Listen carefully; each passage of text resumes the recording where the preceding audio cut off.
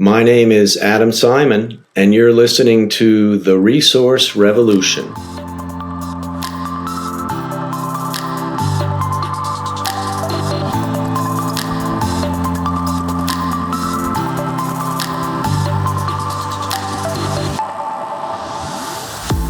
Welcome to Resource Revolution, a new podcast brought to you by Hexagon. My name is Adam Simon, and I'll be the host.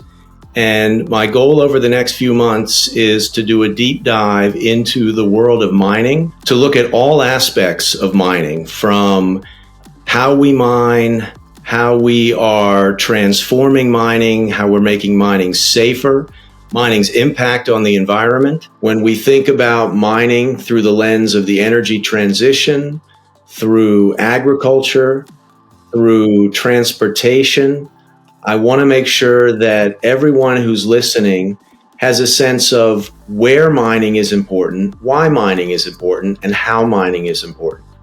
I am a professor at the University of Michigan. I focus on all aspects of natural resources. In particular, I'm interested in the global flow of all of the metals that make modern life possible.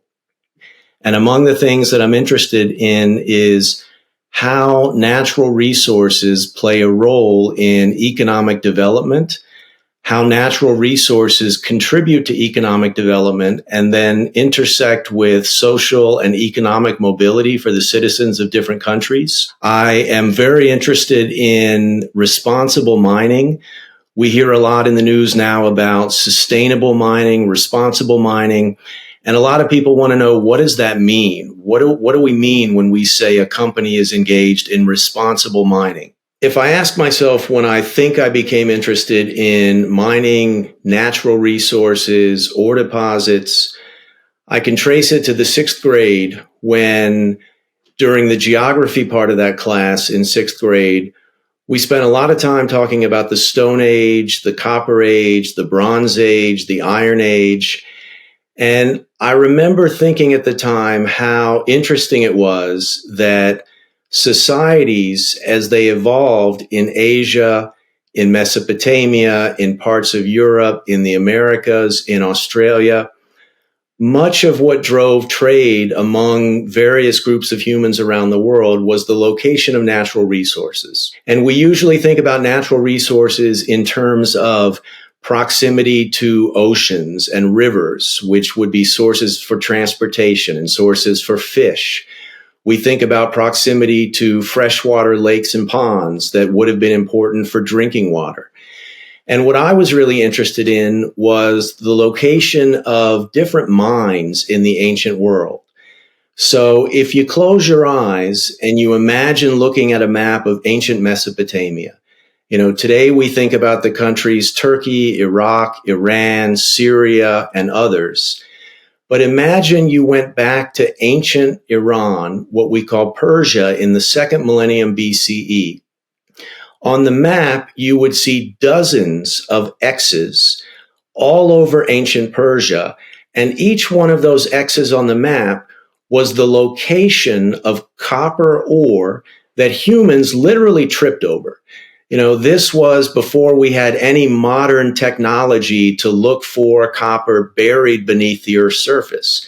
In the 2nd millennium BCE, humans would literally walk around Persia and they would find rocks that were enriched in native copper. And when they found sizable accumulations of that native copper, that literally put an X on the map. And as more X's were discovered for copper and gold and silver and iron and tin and lead, all of those X's then led to trade routes. We've all become familiar with the Silk Road and how the Silk Road connected ancient China with Europe. And we've heard stories about explorers who traveled the Silk Road.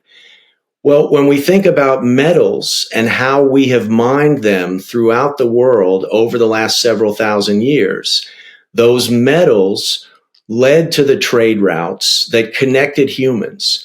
They led to trade along coastlines. They led to trade between Europe, the Middle East, North Africa, Asia. They drove exploration. So we have evidence in the historical record for lots of expeditions that were carried out and funded by various royal families to find new X's on the map. And when we think about our modern society, where we're actively mining copper and gold and silver right now, we now have added a lot of X's to the map. If we think only about the metal copper, which is probably one of the most critical metals for all of humanity, considering that copper is fundamental to electricity generation and transmission and all technology, we have lots of X's for copper in Chile, in Peru, in Brazil, in the Democratic Republic of Congo, in Zambia, in Australia, in China. And so over the last 4,000 to 5,000 to 6,000 years, as humans transitioned from the Stone Age to the Copper Age, we didn't make that transition because we ran out of stones. We made that transition because we figured out that we could do more with copper than we could with stones. And then when we transitioned from the Copper Age to the Bronze Age, that was probably the earliest form of alchemy or chemistry, because humans were able to figure out that if they took a certain amount of copper and added a little bit of tin, they could melt that and they could form the alloy that we know as bronze. And if we look at the historical record through the lens of archaeology, throughout Asia, throughout Europe, throughout Africa, throughout the Middle East, we have fantastic examples from the Bronze Age of how humans were able to make all sorts of tools and weapons and drinking water vessels and urns and pots for cooking out of bronze. And then we figured out how we can actually work with iron. If we fast forward to today, we can't exist without mining. And I think it's important for everybody who's listening to gain an appreciation for all of the safety protocols that are employed when mines are being planned, constructed, and then put into operation. And when we think about safety, certainly safety for all of the humans involved in mining, but also safety for Earth's environment and ecosystem. And then I want to make sure that everyone understands when we talk about mining, we're also talking about economic development. And economic development is important if we think about any number of factors. We can think about socioeconomic mobility. So right now, globally, for a population of 8 billion people, at least 1 billion people have zero access to electricity. And if you think about that for a second and unpack what zero access to electricity means, it's more than just being able to turn a light on. It's more than just being able to have a refrigerator. Think about how modern medicine depends on electricity. Think about dialysis, which requires electricity. Think about chemotherapy and other ways that we fight cancer in the human body that requires electricity.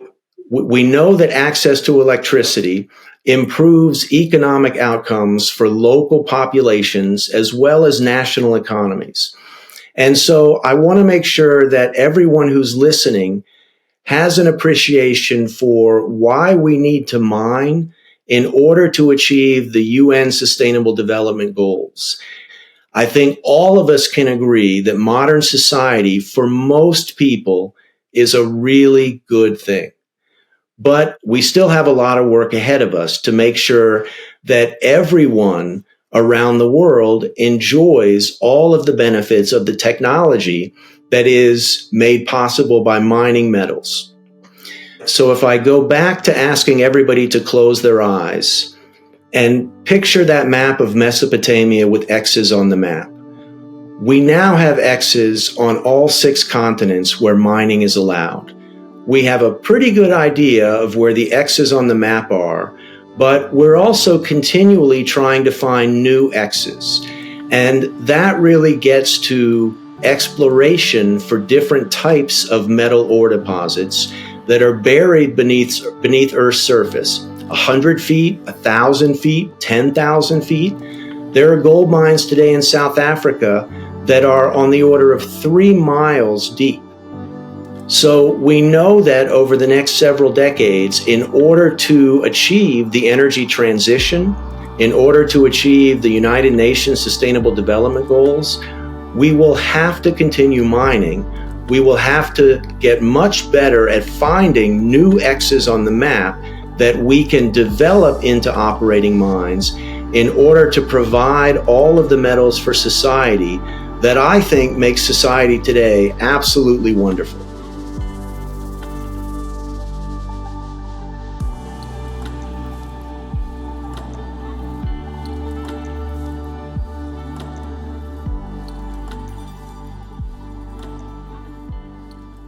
What's different about mining today than mining 50 years ago, 500 years ago, 5,000 years ago? And what will be different about mining 5 years from now, 50 years from now? One of the things that we're seeing in real time is the incorporation of amazing technology that is not only making mining a lot more accurate, more precise, it's making mining a lot safer. It's reducing the environmental footprint of mining. And as I said, I won't sugarcoat anything. So mining always has some environmental footprint. It has to have. We know that building the infrastructure to mine a copper deposit or a gold deposit in one particular spot on the map, that will, on some level, irreversibly alter the landscape. But technology is allowing mining companies today to really plan well so that the environmental disturbance during mining is as minimal as possible. And then after the mine is closed, engage in reclamation that returns the mine to a state that is as close to what it was prior to mining. If we think about technology through the lens of safety, Hexagon is involved in a variety of activities, including autonomous vehicles. So if we think about humans and the danger of putting humans deep underground to mine, we know that historically mine collapses, they would result in a significant number of fatalities. With Hexagon and autonomous vehicles, we're now moving to a point in time where we don't need humans underground. And so by eliminating the need to have humans underground, that improves the safety of all aspects of mining. We see this happening on the surface. We see the large trucks that are used to haul the ore out from the bottom of very large open pit mines. The trucks are now becoming autonomous. It makes mining safer. It makes mining more efficient. And more efficient also means less environmental disturbance.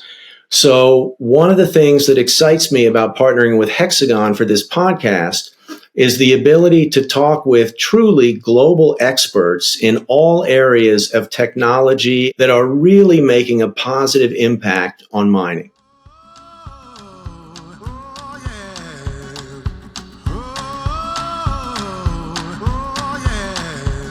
Well, this is the conclusion of this first intro episode, and I appreciate all of you for listening through the episode.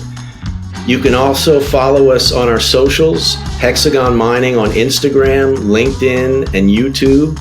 So until next time, my name is Adam Simon, and you're listening to The Resource Revolution.